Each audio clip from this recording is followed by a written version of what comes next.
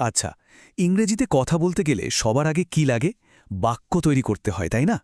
আর যে কোনো বাক্যের একদম গোড়ার জিনিসটা কি? সেটাই হলো নাউন, মানে বিশেষ্য।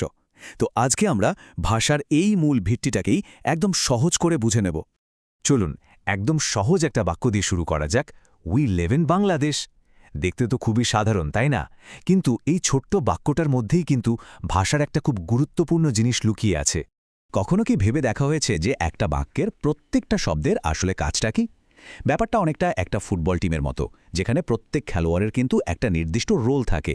ঠিক তেমনি উই লিভ ইন বাংলাদেশ, এই প্রত্যেকটা শব্দেরও আলাদা আলাদা ভূমিকা আছে।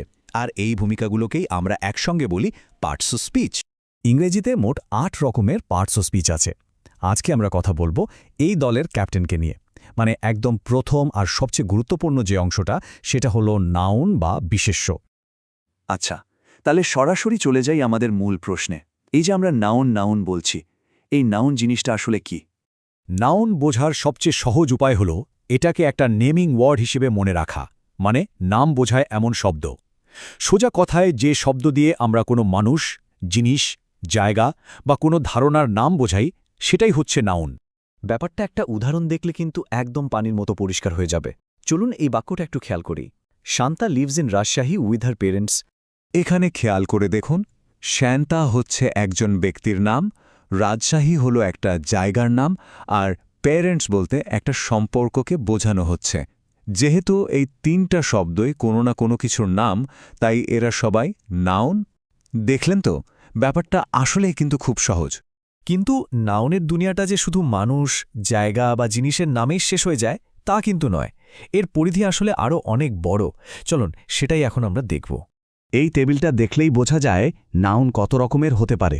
দেখুন, মানুষের নাম, দেশের নাম বা খাবারের নাম, এগুলো তো খুবই পরিচিত। এগুলো সবই নাউন। কিন্তু আসল মজার ব্যাপারটা কি জানেন? অনেস্টি মানে সততা, বা ব্রেভারি মানে সাহসিকতা, এই যে গুণগুলো, যেগুলো আমরা চোখে দেখতে পাই না, শুধু অনুভব করি, এগুলোর নামও কিন্তু নাউন। এমনকি স্কুল বা হসপিটালের মতো বিভিন্ন প্রতিষ্ঠানের নামও নাউনের মধ্যেই পড়ে। নাউন নিয়ে আরও একটা ইন্টারেস্টিং ব্যাপার আছে, আর সেটা হলো এর সংখ্যা। মানে একটা নাউন দিয়ে কি একটা জিনিস বোঝানো হচ্ছে, নাকি একাধিক?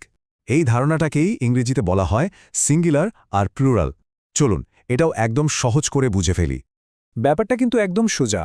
যখন কোনো নাউন দিয়ে শুধু একটা জিনিস বা একজনকে বোঝানো হয়, তখন সেটা হলো সিঙ্গুলার বা একবচন।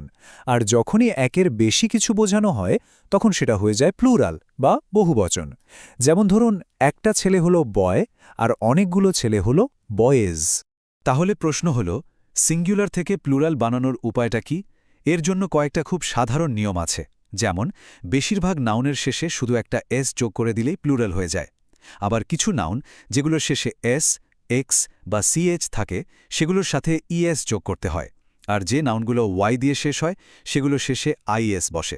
তবে ইংরেজি ভাষার একটা মজার দিক হল, এখানে কিন্তু সবসময় নিয়ম খাটে না।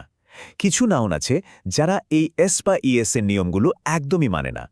এদেরকে বলা হয় ইররেগুলার প্লুরালস। যেমন ধরুন, ম্যান থেকে হয় মেন বা চাইল্ড থেকে হয় চিলড্রেন। এগুলো একটু অন্যরকম, তাই এগুলোকে আলাদাভাবে মনে রাখতে হয়। নাউন নিয়ে তো অনেক কিছুই জানা হলো। এবার তাহলে যা কিছু শিখলাম সেটা একটু ঝালিয়ে নেওয়া যাক, কি বলেন? চলুন একটু অনুশীলন করে দেখি।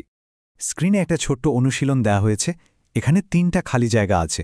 চেষ্টা করে দেখুন তো এই শূন্যস্থানগুলোতে সঠিক নাউন বসিয়ে বাক্যগুলো সম্পূর্ণ করা যায় কিনা। একটু ভাবার জন্য সময় নিন। আশা করি উত্তরগুলো সবাই ভাবতে পেরেছেন। তাহলে চলুন এবার সঠিক উত্তরগুলো দেখে নিই।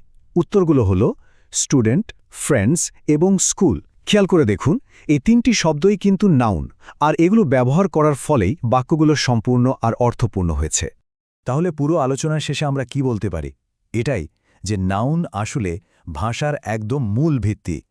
আমাদের চারপাশে যা কিছু আছে, যা আমরা দেখতে পাই, অনুভব করি বা যা নিয়ে চিন্তা করি, প্রত্যেকটা জিনিসের পরিচয়ের জন্যই কিন্তু নাউন দরকার। যাওয়ার আগে একটা ছোট্ট কাজ দেওয়া যাক। এই মুহূর্তে যে যেখানেই আছেন, নিজের চারপাশে একটু তাকান।